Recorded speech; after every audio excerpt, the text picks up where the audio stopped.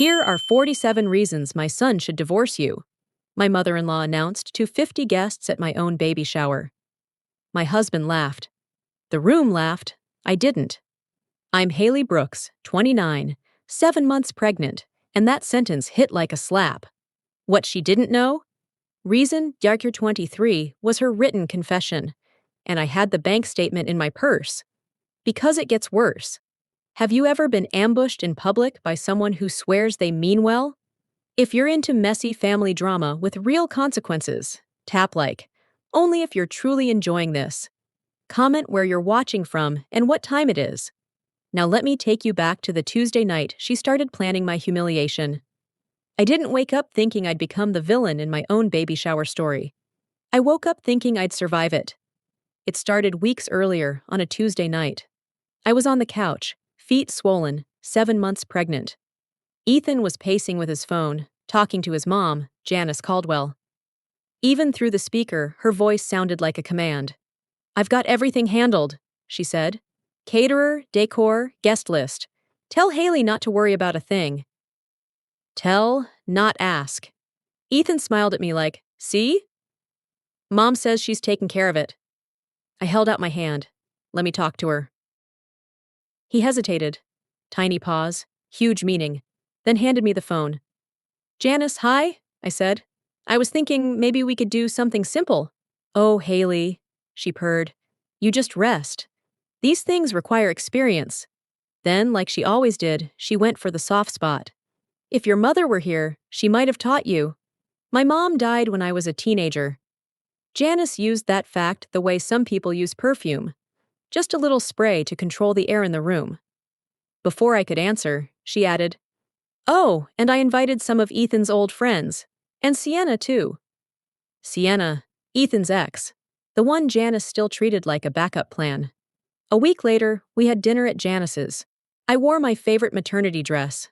Navy, soft. The only thing that still made me feel like me. Halfway through, Janice lifted her glass and said loudly, "Haley, that dress is interesting." "Thanks," I said. "Navy is tricky," she continued, head tilted. "Dark colors can make a woman look so heavy, especially when she's carrying." The table froze. Nobody defended me. Ethan cleared his throat like he might. And then didn't. I forced a smile. "I'm comfortable in it." "Of course you are," she said, sweet as poison.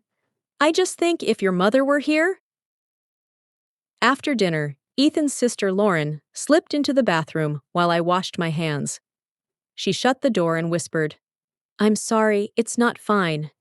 Can we meet tomorrow? I need to tell you something." The next morning at a coffee shop, she pushed a paper across the table. A bank statement. "I work at First National," she said. "I saw a withdrawal from your joint savings, $11,000. My skin went cold. "That can't be right." "The authorization came through linked access," she said quietly. "Someone with secondary access." I already knew, but I needed her to say it. Lauren's eyes lifted. "Ethan added Mom years ago. For emergencies." I stared at the numbers. $11,000. Gone. And the date matched perfectly with Janice's new antique collection she'd been showing off. "Does Ethan know?" I asked. "I don't think so," Lauren said. "I'm telling you because it's wrong." That night, I waited for Ethan to get home. I didn't yell. I just asked, "Did you know your mom still has access to our savings?" He blinked. "Yeah, emergency access. Why?" "Check the balance." His face changed as the app loaded. Confusion, shock, then that slow, sick understanding. He called her. When he hung up, he said, "She borrowed it. For my birthday. She was going to pay it back." Borrowed.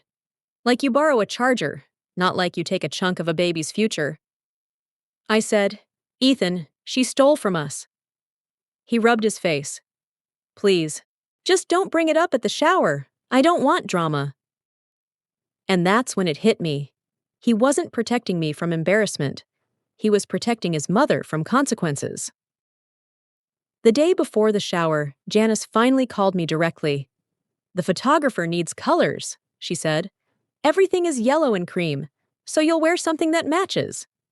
I told her I'd wear dusty rose anyway. There was a pause. Then that syrupy voice again. Whatever makes you comfortable. Then she added, almost gleeful, oh, and I have a little surprise for you. Very personal. Everyone will love it. My best friend Tara, a nurse with zero patience for bullies, heard the whole thing and muttered, personal? That's not a gift. That's a trap. So tell me, if your partner asked you to stay quiet after his mother stole $11,000, would you? Because I walked into that shower with a smile on my face and a storm in my chest. And hey, if you've ever dealt with a sweet bully like Janice, drop a comment. I swear your stories help more than you think. The next day, Janice's house looked like a catalog. Yellow balloons, cream streamers, a banner that said, Welcome Baby Brooks in gold script. 50 people packed the living room, smiling like they'd come to celebrate me. And the first person I saw? Sienna. Ethan's ex stood by the gift table in a bright yellow dress that matched the decor a little too perfectly. When her eyes met mine, she gave me this slow, knowing smile. My stomach dropped. Who invites an ex to a baby shower? Someone who wants the pictures to sting. Janice glided over in pearls, pulled me into a hug, and whispered, Glad you didn't wear yellow. Makes things easier. Easier for what? I found Tara across the room, phone in her hand like it was a safety device. Lauren hovered near the door, pale. Ethan was grinning. See? Mom really outdid herself. At exactly 3, Janice clinked her glass. Everyone gather around, she announced. I have a very special presentation for Haley, something I've been working on for months. My heart started hammering. That surprise. Lauren rushed in late and grabbed my elbow. I heard Mom on the phone last night, she whispered. She kept talking about a list. She sounded excited, in a bad way. A list. We moved to the center of the room. Janice held out a white envelope like it was an award. As a mother, I only want what's best for my son, she said, beaming. Then she lifted the envelope higher. This is a list of 47 reasons my son should divorce you. 1 second of silence. Then Ethan laughed, and the room laughed with him. People thought it was a joke, but Janice wasn't joking. She was watching me, waiting for me to crumble. Ethan nudged me. Come on, babe, open it. I took the envelope. 4 pages, typed, numbered 1 through 47. Janice leaned in, sweet voice, sharp eyes. Read it. It's all in good fun, unless you're afraid of what you'll find. Something in me clicked. Not rage, clarity, I read. Petty stuff. She can't cook a proper roast. She made Ethan move 20 minutes away. She's too independent. Basically, she won't let me control her. Then I hit Noctur 23. My breath caught. Because it wasn't an insult. It was a confession. Janice chirped, Find a good one, share. I looked up. May I read this one out loud? Her smile widened. Of course, dear. I lifted my voice steady. Reason number 23. She doesn't even know I accessed their joint bank account to withdraw money for Ethan's birthday gift. Proof she doesn't pay attention to their finances. Silence. Total, dead silence. I reached into my purse and unfolded the bank statement. For the record, I said, I did know. The withdrawal was $11,000, and I have the documentation right here. Janice's face went white. Her mouth opened. Nothing came out. Ethan stepped forward, laughter gone. Mom, you took money from our account? I was going to pay it back, Janice squeaked. It was for your birthday. I'm your mother. And that's when Ethan's aunt, Vivian, stood up. Quiet all day, but her voice landed like a judge's gavel. That's not borrowing, Janice. That's stealing. The room erupted in whispers. Angry, stunned, disgusted. 11,000? She wrote it down? At a baby shower? Sienna started backing toward the door like she suddenly remembered an appointment. Janice looked around for support and found none. Vivian wasn't done.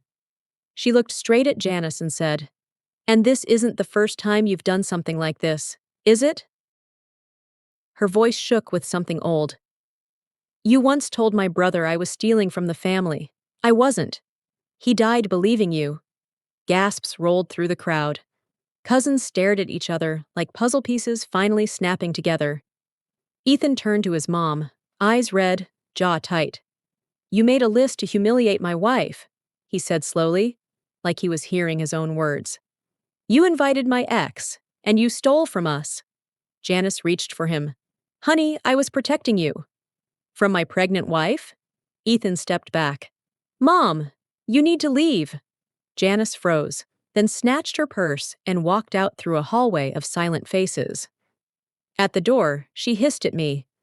This isn't over. I didn't raise my voice. I just said, I think it is.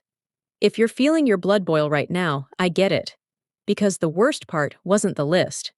It was the confidence. The way she assumed everyone would laugh with her while she tried to break me. Quick thing, if you're still here, hit like. Not for drama. For the reminder that public humiliation doesn't get a free pass just because it comes from family. After Janice slammed the door, the room just hovered. 50 people in a perfectly decorated living room, surrounded by balloons that suddenly felt stupid. Then, someone let out a nervous laugh, like their body didn't know what else to do. I didn't feel victorious. I felt exposed, like I'd ripped the wallpaper off this family, and everybody could finally see what was underneath. Lauren came to me first. I'm sorry, she whispered. I should have told Ethan years ago. Tara slid in beside me, phone still up. I got video, she said. Not for revenge, for protection. Ethan stood there staring at the empty doorway, like his brain was rebooting. When he finally looked at me, his eyes were wet. Haley, I'm sorry, he said. I laughed. I didn't realize. I know, I said. He'd been trained to laugh first and question later. That's how Janice stayed in charge. The shower limped back to life. Cake, gifts, polite chatter. But something had shifted. People kept pulling me aside to whisper, thank you. Not because I won, but because I said out loud what everyone was scared to name. That night, Ethan sat on the couch staring at his phone. Everyone's texting me, he said. Aunt Vivian blocked Mom. Cousins blocked her. Lauren blocked her.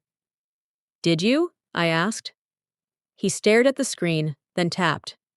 Yeah, he said quietly, until she takes responsibility. A week later, Janice emailed him. Not an apology. A speech about how I orchestrated her humiliation, how the money was a loan, how a good son would understand. Ethan read it once, then looked at me like he'd finally woken up. She's not sorry, he said. She's explaining why she was right. He typed a reply and hit send. Until you apologize to Haley and repay the money, don't contact us. And yes, he used my name. That mattered. A few days later, the $11,000 appeared back in our account. No note, no message, just the money. Like returning cash could rewind cruelty. Months passed. I gave birth to our daughter, Nora. Tiny, loud, perfect. Ethan cried the second he heard her. Janice wasn't there. She still hadn't apologized. Ethan did call her once after Nora was born. Janice cried and begged to visit. Ethan's voice didn't shake when he said, when you're ready to respect my wife, you can meet my daughter. 6 months later, a letter arrived, handwritten on cream paper. My body remembered that envelope like trauma lives in paper, so I almost threw it away. But I opened it. Janice wrote about her childhood, about fear, about control, about losing Ethan's dad, and panicking at the thought of losing Ethan too. And then she wrote the words I didn't think she was capable of. I'm sorry, for the list, for the money, for using your mother's death as a weapon. I read it twice. Ethan read it once, and just exhaled, like he'd been holding his breath for 30 years. We agreed to one meeting, public place, clear rules, Nora in her stroller, no holding the baby unless the apology happened in person. Coffee shop, Tuesday afternoon, neutral ground. Janice walked in looking smaller, less makeup, no pearls. She sat across from me, hands trembling, and did the one thing that mattered most. She looked me in the eye. "I'm sorry," she said. Not, "I'm sorry you feel that way." Just sorry. She named it all: the list, the money, the way she twisted my mother's absence into a knife. She cried. Quietly, honestly. I didn't magically forgive her, but I felt something loosen in my chest. I turned Nora's stroller so she could see her. Janice's face crumpled. "She's beautiful," she whispered. I looked at Ethan. He gave a small nod. "Do you want to hold her?" I asked. Janice blinked like she didn't deserve the question. "Are you sure?" "Carefully," I said. "And if you ever disrespect me again, this door closes." I placed Nora in her arms. Janice held her like she was made of glass. That's the part people miss. Boundaries aren't walls, they're doors with locks. And that day, for the first time, she knocked instead of trying to break the house down. So, yeah, that was my baby shower. Not cupcakes and cute games. A public ambush, a stolen $11,000, and a woman so confident she was untouchable that she literally typed her own confession and handed it to me. If you're wondering how I feel now, it's complicated. I'm proud I didn't stay silent. I'm proud Ethan finally chose the family we're building. And I'm proud I set a boundary so clear it could cut glass. But I'd be lying if I said it didn't leave scars.